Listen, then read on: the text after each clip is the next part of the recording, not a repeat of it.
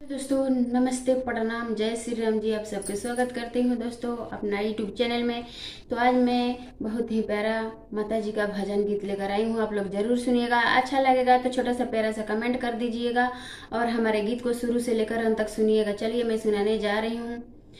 धोइले चरनिया मैया दिहलु नायसी सवा हो की काले के ना। धोइले चरनिया मैया दिहलु नायसी सवा हो की काले के ना। जइबय अपना झोपड़िया हो मैया काले के ना। जइबय अपना झोपड़िया हो मैया काले के ना। धनवा जे दे बेटी लूटी पाट जई है हो की बिरना दे बना। धनवा जे देवा बेटी लूटी पाट जई है हो की भैया दे बना। कि तोहरा डोली के सिंगरवा हो कि बिरना दे बना। तोहरा डोली के सिंगरवा हो कि भैया दे बना। तोहरा डोली के सिंगरवा हो कि बिरना दे बना। धोइले चरनिया मैया दिहलु नाय आशीर्वादवा हो कि काले के ना। धोइले चरनिया मैया दिहलु नाय आशीषवा हो कि काले के ना।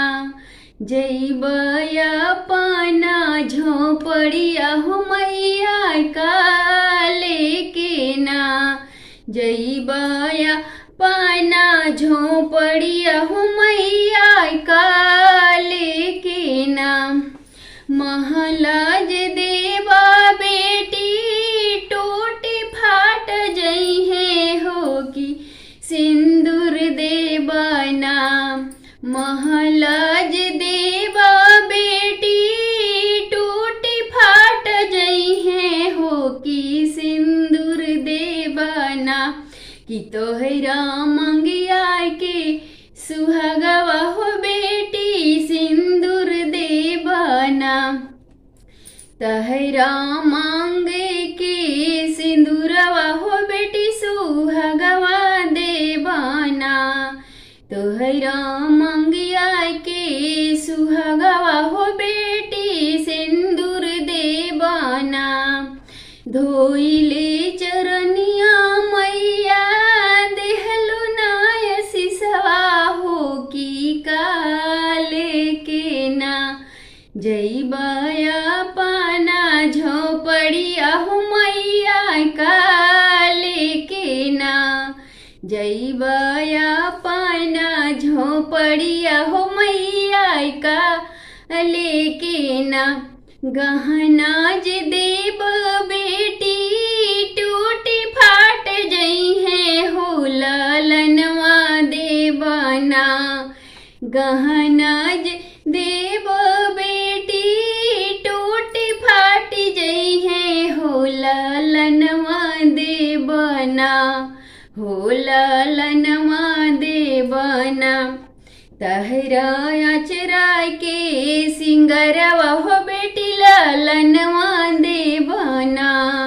तहरा गोदी के सिंगरवा हो बेटी ललनवा दे बना। तहरा गोदी के सिंगरवा हो बेटी बालकवा दे बना। धोइले चरनिया मैया देहलु नाय आशीषवा हो कि काले के ना। जइबय अपना झोपड़िया हो